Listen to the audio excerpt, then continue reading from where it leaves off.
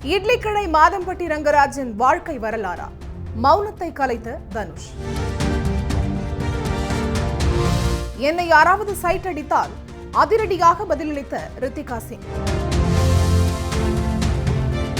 Robot சங்கரின் கடைசி ஆசை கமல்ஹாசன் எடுத்த அதிரடி முடிவு. ஓஜி முதல் நாள் உலகளவில் செய்துள்ள வசூல் சும்மா அதிர்தில்ல. முதல் படத்திலேயே அதிக சம்பளம் வாங்கிய சாய் அபயங்கர் எவ்வளவு தெரியுமா? திரைப்பட விழானா எதையாவது பேசிட்டு போயிடலாம். ஆனா இங்க சுவாரஸ்ய தகவலை பகிர்ந்த சிவகார்த்திகேயன். சமந்தா அணிந்திருந்த வாட்சின் விலை அடேங்கப்பா இவ்வளவா? சினி வட்டாரங்கள்ல என்ன நடக்குதுன்னு இந்த தொகுப்புல விரிவா பார்க்கலாம். Welcome to cine snacks.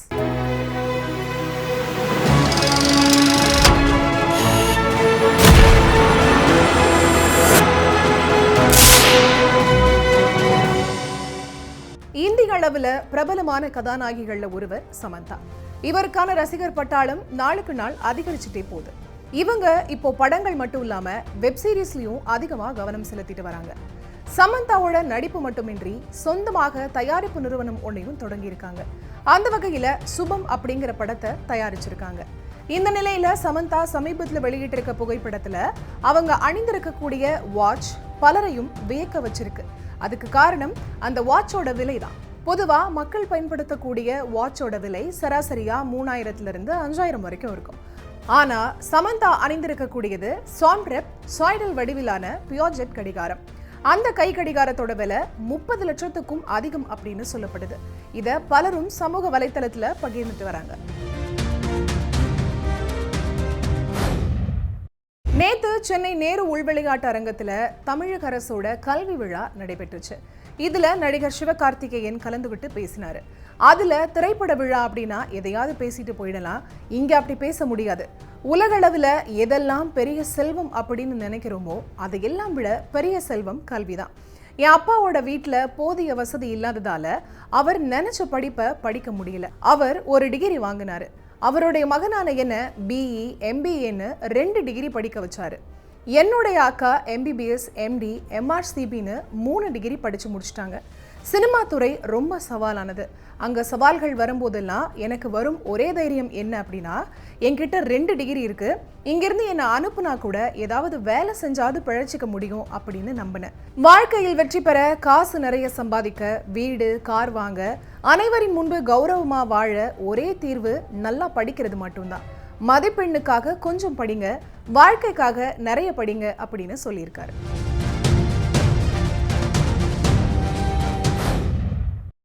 Sai Abhyankar கட்சி சேர ஆசை கூட போன்ற பாடல்கள் மூலமா புகழ் பெற்றவர். இந்த பாடல்கள் பெரும் வரவேற்பு பெற்றதை அடுத்து திரைப்படங்கள்ல இசையமைக்கக்கூடிய வாய்ப்பு இவருக்கு கிடைச்சிச்சு. Karuppu, dude, Balti, STR49, Benz, Sivakarthikeyan, good night, Vinayak இணையும் படம், பிரம்மாண்ட பட்ஜெட்ல அட்லி இயக்கத்துல அல்லு அர்ஜுன் நடிக்கும் படம் என பல படங்கள்ல சாய் அபயங்கர் ஒப்பந்தம் செய்யப்பட்டிருக்கிறதா சொல்லப்படுது. இந்த நிலையில ஷான் நிகாம் நடித்திருக்கக்கூடிய பல்டி படத்தின் மூலமா சாய் மலையாள சினிமால அறிமுகமாகி இருக்காரு. இந்த படம் இன்னைக்கு திரையரங்குகளை வெளியாகுது. இந்த நிலையில மலையாள சினிமால இசையமைப்பாளர் சாய் அபயங்கர் ஒரு மாபெரும் வரலாறு படைச்சிருக்காரு. பல்டி படத்துல இசையமைத்ததற்காக சாய் அபயங்கருக்கு 2 கோடி ரூபாய் சம்பளம் வழங்கப்பட்டிருக்கிறதா படத்தின் தயாரிப்பாளரே உறுதிப்படுத்தியிருக்காரு. இது மலையாள துறையில ஒரு இசையமைப்பாளருக்கு வழங்கப்பட்ட அதிக சம்பளம் அப்படிங்கிறது குறிப்பிடத்தக்கது.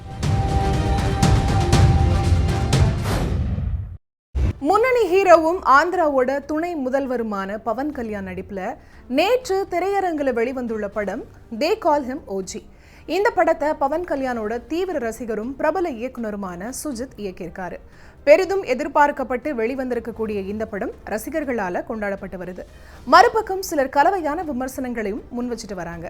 இந்த நிலையில இந்த படம் உலகளவில் முதல் நாள் எவ்வளோ வசூல் செஞ்சிருக்கு அப்படிங்கிறது குறித்த தகவல் வெளியாக இருக்கு. அதன்படி பவன் கல்யாணோட ஓஜி திரைப்படம் உலகளவில் முதல் நாள் 150 கோடி ரூபாய் வசூல் செஞ்சிருக்கு. இது இந்த படத்துக்கு கிடைச்சிருக்க மாபெரும் மாஸ் ஓப்பனிங் அப்படிங்கிறது குறிப்பிடத்தக்கது.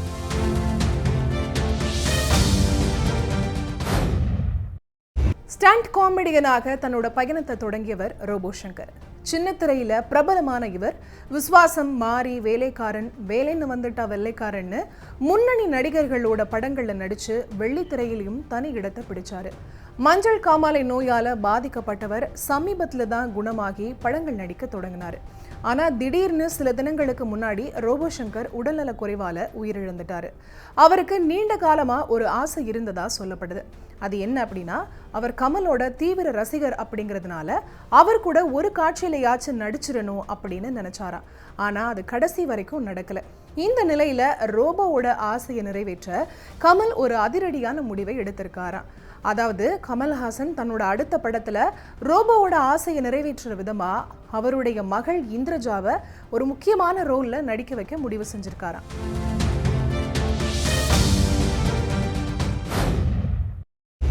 இறுதி சுற்று படத்தின் மூலமா சினிமால அடியெடுத்து வச்சவங்க ரித்திகா சிங். இப்போ தமிழ், தெலுங்கு, மலையாளம், ஹிந்தின்னு பல மொழிகள்லையும் நடிச்சிட்டு வராங்க. இந்த நிலையில ரித்திகா சிங் அளிச்ச பேட்டி ஒண்ணுல, தமிழ் சினிமால எல்லா நடிகர்களும் மனித நேயமிக்கவங்க தான், ஆனா அதுல ஒருத்தரை மட்டும் தேர்வு செய்ய வேண்டியிருக்கும் அப்படின்னா அது எப்பவுமே சூப்பர் ஸ்டார் தான். காரணம், பெரிய ஸ்டாரா இருந்தாலும் எவ்வளவு அன்பு, எவ்வளவு பணிவு, எவ்வளவு எளிமையை கொண்டிருக்காரு அப்படின்னு பேசியிருக்காங்க. அதுக்கப்புறம் பேசின ரித்திகா சிங், உங்களை யாராச்சும் சைட் அடிச்சா என்ன செய்வீங்க அப்படின்னு கேட்குறீங்க, கொஞ்சம் பக்கத்துல வந்து பாருங்களேன் அப்படின்னு சொல்லுவேன். தைரியம் இருந்தா என் பக்கத்துல வரட்டுமே. என்னோட மனசுல முதல்ல கோபத்தையே எழுப்பக்கூடிய விஷயம் பாலியல் வன்முறை. இப்படிப்பட்ட கொடூர குற்றங்களை செய்யக்கூடிய ஒருவர் மனிதராகவே இருக்க முடியாது. அந்த நபர்கள் மிக கடுமையான தண்டனையை அடைய வேண்டியவங்க அப்படின்னு சொல்லியிருக்காரு.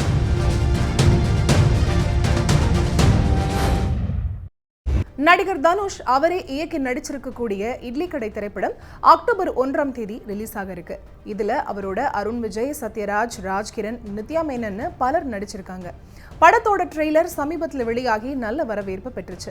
அதே சமயம் அந்த ட்ரெய்லர்ல சில காட்சிகள் மாதம்பட்டி ரங்கராஜோட வாழ்க்கையோட ஒத்து போறதா ரசிகர்கள் மீம்ஸ்களை பறக்க விட்டுருக்காங்க. இந்த நிலையில நிகழ்ச்சி ஒன்றுல தனுஷ் கலந்துகிட்டாரு. அவர்கிட்ட பரிதாபங்கள் கோபியும் சுதாகரும் கலந்துரையாடினாங்க. அப்போ கோபி தனுஷ் கிட்ட, இந்த திரைப்படம் கோவையை சேர்ந்த சமையல் கலைஞர் ஒருவரோட வாழ்க்கையை மையமா வச்சுது அப்படின்னு சொல்றாங்களே அப்படின்னு கேள்வி எழுப்புனாங்களாம்.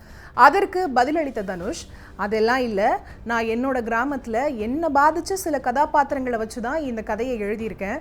முழுக்க முழுக்க இது என்னோட சொந்த கற்பனை தான் அப்படின்னு குறிப்பிட்டிருக்காரு.